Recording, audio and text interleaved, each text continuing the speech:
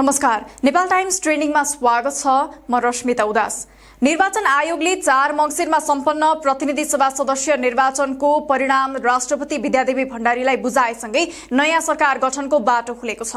अब संसदमा कुनै पनि दलको बहुमत नआएको अवस्थामा सरकार गठनका लागि राजनीतिक तहमा भेटघाट र छलफल बाक्लिनेछन्। यसअघि आयोगले बुधबार निर्वाचनको सबै परिणाम घोषणा गरेको थियो। निर्वाचनको मत परिणाम अनुसार नेपाली कांग्रेसले 89 सीट पाएको छ।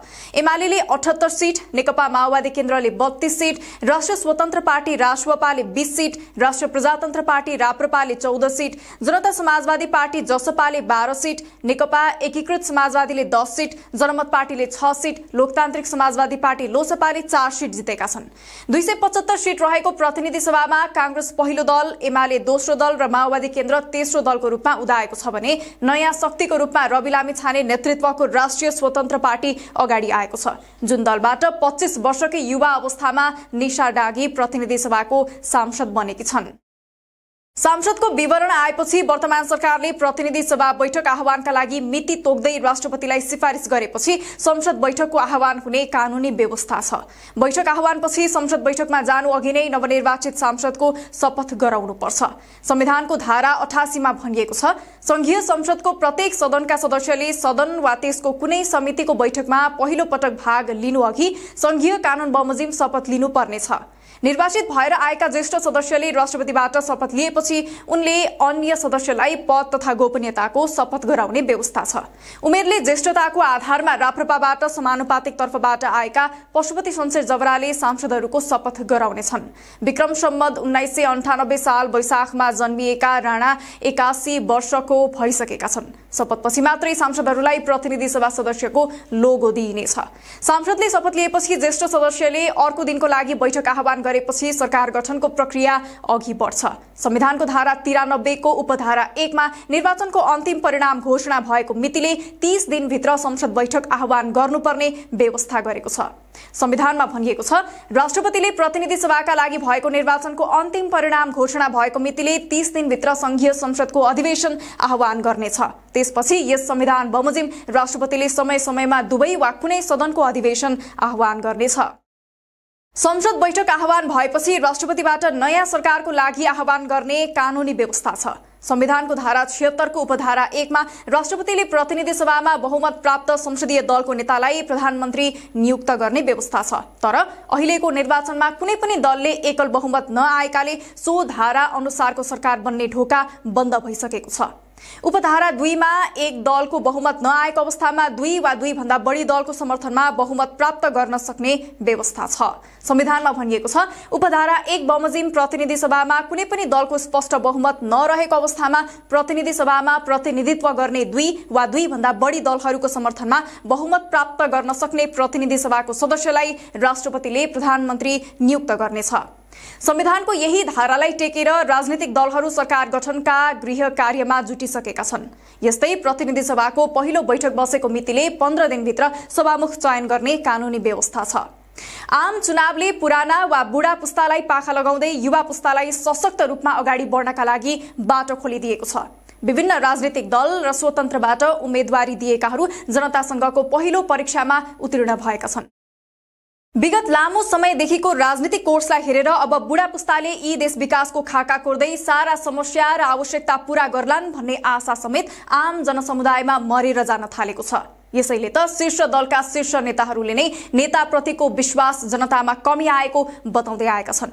जनताले नयाँ परिवर्तन र सृजनशील परिवर्तनको चाहना राखेका भए तापनि हाम्रा नेतृत्वले बरु शक्ति लगाएर दमन गर्न पछि परेन, तर जनआकांक्षा बुझेर पुस्तान्तरणका लागि तयार भएको, त्यसको बाटो खोलेको देखिएको छैन।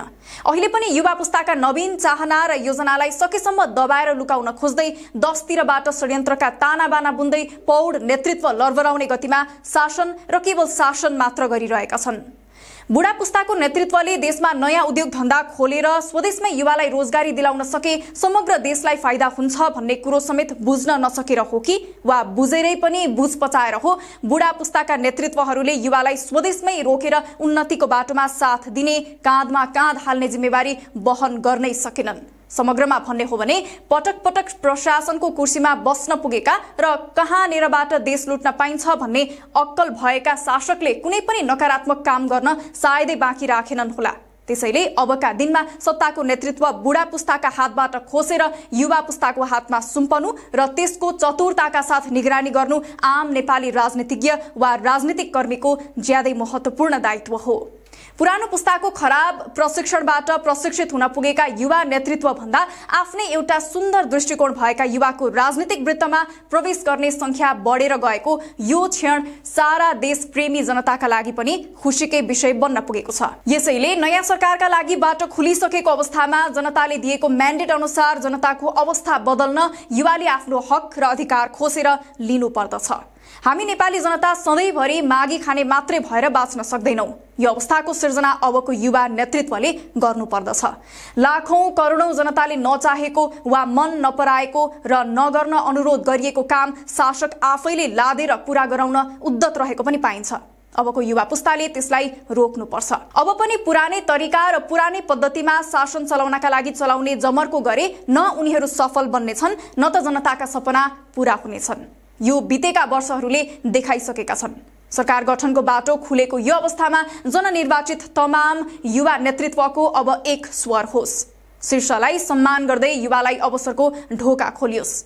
अबको आम चुनावमा विभिन्न राजनीतिक दलहरूबाट उम्मेद्वार बनी चुनावी मैदानमा उत्रेका मध्ये निकै स्थानमा तिनै युवाले विगत लामो समयदेखि राजनीतिमा रहेका र वर्चस्व जमाएका नामुद व्यक्तिलाई समेत उछिनेर आफू विजयी बन्न पुगेका छन्।